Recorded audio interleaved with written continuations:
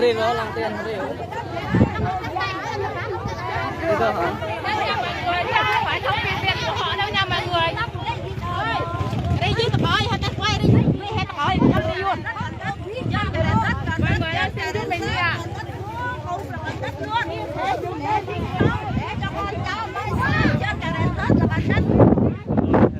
Đây mọi người, những người già cũng đi xem tội nghiệp cho này mấy người ơi.